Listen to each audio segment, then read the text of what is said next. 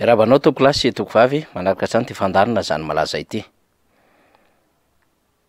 Androany raha tamin'ny fivoaham-baovao maro samihafa ary no izahana no amarinina tamin'ny fifanakalozana teny anivon'ny tambajotra serasera ary tamin'ny alalan'ny fikaroham-baovao tamin'ny internet ihany koa dia fantatra zany fa nahatratra ny sandany 5,000 ariary ny euro iray ho an'ny sandam-bola malagasy. Ny totongana zay tsy izy ny sandam-bola malagasy ary efa napoziny rehetra ihany ny amin'ny hoe tsy maintsy ahatratra 5,000 ariary zany euro iray zany. Voaporofo izy io ka ny antony nahatonga an'izany no adevitra ny vony fiarahamonina sy ny amin'ny hoe inona ny andraikitry ny fanjakana mahatonga izany fitotongana ny sandam-bola malagasy izany. Raha hanao fampatsahivana ny tantara isika dia ndeha atao hoe noeverina fa anana izany fahaiza-mitantana ara-ekônômika izany izao fitondram-panjakana izao. Ary nisy mihitsy aza ny lokaloka fa tsy ho vendrana noho ny fitondram-panjakana ny fandimby teo aloha ity fitondram-panjakana ity raha ara-pitantanana satria mahafantatra ny zava-nisy rehetra ny fandimby ary nanatsoka ny lesona rehetra ny fandimby tamin'izay mety endrim-pitantanana zay nahazatra ny repoblika sy ireo mpitondra fanjakana zay nitana andraikitra teto anivon'ny firenena izany. De samy niso nahatoky ny rehetra ho an'izay nahatoky sy nino izany lela mamy nataony fitondram-panjakana izany.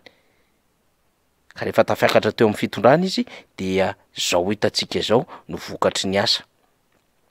Ny fitotonganan'ny vola malagasy dia afaka anaporofona fa misy ny fahampotehana ara-ekônômika amin'ny firenena zay misy atsika. Fampotehana ara-ekônômika izany satria rehefa mitotongana vola malagasy dia manaraka izany ny sondrom-bidim-piainana. Ary rehefa misy ny sondrom-bidim-piainana dia mazava ho azy izany miakatra ihany koa ny tahan'ny fahantrana. Rehefa miakatra ny tahan'ny fahantrana dia mampitombo ny tsy anasa izany, ka rehefa betsaka ny tsy anasa mazava ho azy mahantra marefo ny firenena anankiray Madagasikara ny resahantsika eto. Vao nitantana ny firenena ity fitondram-panjakana ity ka nampanantena zavatra marobe ny taona 2010 sy 2000 dia efa nitondrany ny mpahay toekarena adevitra teny anivon'ny tambajotra sosialy ty tamin'ny alalan'ny serasera ny aminy hoe raha toa ka hifototra amin'ny fotodrafitrasa izao fitondram-panjakana izao dia tsy maintsy mieritreritra ny amin'ny fanondranana an'ireo vokatra miainga eto an-toerana. Ny fanondranana vokatra miainga eto an-toerana manko no manatsara ny vola miditra ho an'ny firenena anankiray. Madagasikara hatrany resahantsika dia manana an'ireo vokatra marobe zay azo amidy eo amin'ny sehatra iraisam-pirenena i Madagasikara ary mahazo toky sy antoka eo amin'ny tsena iraisam-pirenena fa tadiavin'ireo tsena ireo ny vokatra avy aty Madagasikara ary tsara kalitao. Mbola malalaka raha teo ny tsena ho an'ireo vokatra zay tokony ho vokarina eto Madagasikara ka anisan'ny mahabe fanantenana ho an'ireo tantsaha sy ho an'ireo mpanondrana ny vokatra eto Madagasikara izany fahatsarany vokatra sy ny kalitao eo amin'ny tsena iraisam-pirenena zay mivoaka avy aty Madagasikara izany.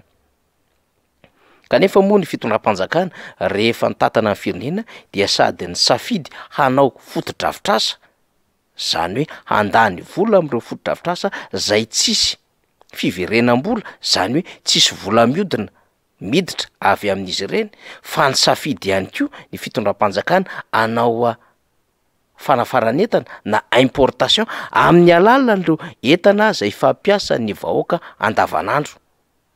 Ka reo kajo roa ihany dia nahatsapana ny amin'ny hoe kendaroroka ny tontolo ara-toekarena eto Madagasikara ka tsy maintsy hitotongana hanaraka izay ny sandany vola malagasy dia io izy hitantsika io 5,000 ariary amin'izao fotoana izao. Sarotra ny eritreritra raha ny toeran'ny Madagasikara eo amin'ny sehatra iraisam-pirenena fa ho tafavoaka aingana i Madagasikara. Raha toa ka mianjera tahaka izao ny lanjan'ny vola malagasy. Iny manko dia azo andrefesana eo anivon'ny kirakira ny banky centrale zay anaovana fifanakalozana ihany koa eny anivon'ny banky primaire ny amin'ny hoe manahoana ny tahirin'ireo vola vahiny any anivon'ny banky centrale sy amin'ny fifanakalozana ho amin'ny banky tsotra izany na banky primaire. satria vokatry ny fifanakalozana amin'ny alalan'ny tolotra sy ny tinady sy ireo vokatra izay mifamezivezy amin'ny alalan'ny fanondranana sy ahondrana no hahatsapana sy ahitana taratra amin'izay lanja ny vola malagasy izay.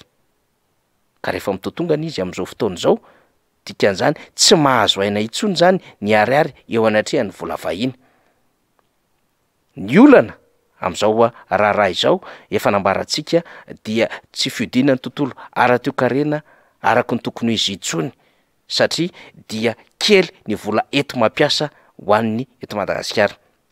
Rehefa kely ny vola ento mampiasa ho an'ireo asa fandrarana eto Madagasikara dia tsy mihodina eny anivon'ny fiarahamonina intsony ny vola malagasy zay tokony hiparitaka ary tokony hahafahana miaina ho an'ny vahoaka malagasy. Arak'izany ireo entana izay miditra eto Madagasikara, satria tsy miverina eto ny vola vahiny fa mivoaka amin'ny alalan'ny importation hoy isika, de tsy maintsy hiakatra ny vidiny. Zava ho azy raha hiakatra ny vidiny entana dia ny vahoaka malagasy no voakasika zany voalohany indrindra eo amin'ny fahefa-mividy. Ny olona ny fahefa-mividy na zay pouvoir d'achat izay rehefa miakatra ny vidiny entana dia tsy ahafahana intsony manodina sy mikirakira n'ireo vola anaty rehetra izany, dia matanjaka ny tahan'ny fahantrano. Ohatrany hoe raha mitanisa izany isika dia mandatsa ve ho an'ny fiainam-bahoaka ankehitriny amin'ny hoe isika no nitady amin'izao lalana izao, satria efa nampozina teny am-piandohana fa tsy hitondra vahaolana ho an'ny firenena mihitsy ny fitondrany Yahya Rajoelina, ary efa tsapa sy hita zany tamin'ny fanjakana teteza mita zay nitantanany ny firenena nandritry ny 5 taona teo eo. Marina fa tao anatin'ny fiara-mitantana ny fitondram-panjakana tamin'izany fotoana zany, fa nahatsapana sy nahitana taratra ny amin'ny hoe ohatrohatrany ahoana ny Andry Rajoelina mandray fanapahan-kevitra ary ohatrohatrany ahoana ny Andry Rajoelina mitantana firenena. Inona ny mahamaika azy, inona ny zavatra tiany hoentina eo anatrehan'ilay firenena malagasy sy ny nofinofiny, saingy inona no ampiariny amin'izy mandray fanapahan-kevitra mitantana firenena. De fa tokony samy nakalesona ny rehetra ary efa nifandraisana lahatra izany tamin'ny fifidianana ny fanisy indrindra tamin'ny 2024 fa mbola misy ihany moa zany ny resy lahatra sy nanantena fa tena hanao zavatra izany Yahya Rajoelina izany, kanefa izao hoy isika no ahitana ny vokatry ny tsy fahaiza-mitantana dia ny fitotongana ny ariary mihoatra ny vola vahiny. Tsy mbola misy ny fanazavana ofisialy zay nentin'ireo mpitondra fanjakana. Tsy mbola misy ihany koa ny amin'ny hoe inona ny fanapahan-kevitra raisinaingana hamerana izay fitotongana ny ariary amin'ny vola vahiny izay.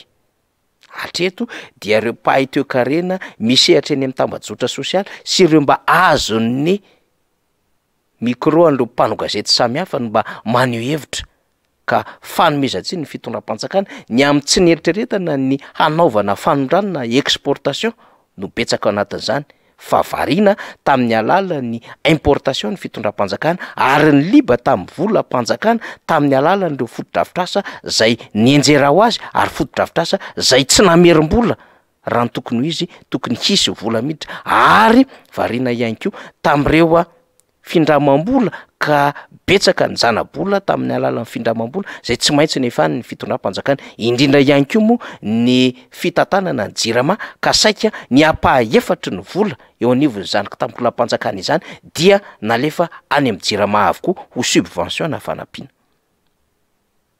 Tsy ampy arak'izany ny kirakiram-bola mihodina anaty ho an'ny vola ny fitondram-panjakana ary ny tahirin'ireo vola vahiny zay tokony manatsara ny kitapom-bola eo anivon'ny banque centrale na banque foibe Madagasikara mba hikajiana ny fitotonganan'ny ariary tahaka izao ihany koa, dia saika tsy nahovoka izany tamin'ny alalan'ny tontolom-bolamena, tamin'ny alalan'ny fahampitehana sy faharendrehan'ny resaka lavany teo amin'ny tsena iraisam-pirenena ho an'i Madagasikara, satria saika tsy nandeha araky ny tokony ho izy ny tontolo ny tsena andavan'io, ny 2 amby roapolo sy 2 arivo sy ny 3 amby roapolo sy 2 arivo.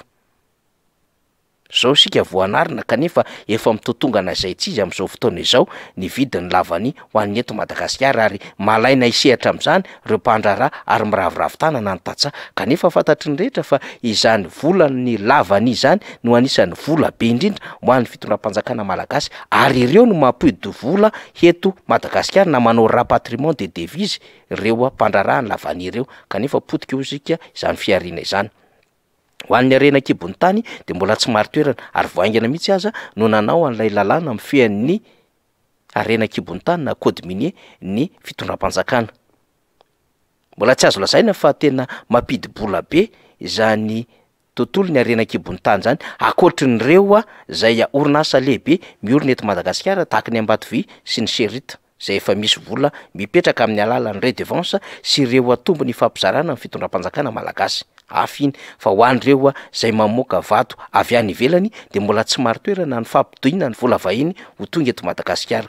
Produit de rente hoy izany tsika no tena mamelona ny kitapom-bola mpanjakana kanefa dia tsy zarizary am'izao fotoana izao ny fomba hifehezan'ny fitondram-panjakana izany. Zany rehetrarehetra izany no tsy maintsy hitondrantsika fanamarihana tamin'ity fandaharana ity. Fanamarihana zay tena tokony handraisan'ny fanjakana fitenenana hanazava ho an'ny mpandraharaha, hanazava ho an'ireo tompona orinasa, hanazava ho an'ireo mpampiasa vola zay angatahana ho avy hampiasa ny volany eto Madagasikara ary hanazava ihany koa ho an'ny vahoaka zay hiarana zany fitondrokana ny vidim-piainana zany ka tsy maharaka intsony ny fahefa-mividy ary tsy maharaka ihany koa ny vola ho kirakiraina eny an-tanany am'izao trangan-javatra zay misy eto Madagasikara amin'ny tontolo ara-toe-karena izao. Kanefa moa mbola tsy misy fanazavana ofisialy avy amin'ny fitondram-panjakana. Ny ministeran'ny vola no tokony hitondra an'izany. Mazava ho azy ny banque centrale dia manana andraikitra lehibe hitondra fanazavana izany. Ary ireo mpanolontsaina ara-ekônomika eo anivon'ny fiadinan'ny repoblika sy ireo zay manana andraikitra eo anivon'izany gouvernemanta izany dia tokony hifandrimbona hitady vahaolana ary hanazava ny antony zao mampitotongana ny vola malagasy mihoatra ny vola vahiny izao. Raha mbola tsisy izany fanazavana izany ary raha mbola mitohy zao fitongana zao 5,000 ariary izy ankehitriny dia ahina hakasika lafin-javatra maro izany. Eny efa mahakasika lafin-javatra maro moa izany am'izao fotoana izao fa mbola ahina hoy isika ary tena tsisy oksizena intsony ny tontolo ara-toe-karena eto Madagasikara. De zary tsy magaga satria zany natao hoe fitantanana firenena miaraka amin'ny Andry Rajoelina sy ireo mpiaradia aminy. Kanefa na izany na tsy zany tsy maintsy andomana latabatra ary tsy maintsy angataham-panazavana ny amin'ny hoe hoentinareo makaiza ity firenena ity. Zany zava-misy, zany malaza, makasitraka tompoko lahy, makatelina tompoko vavy.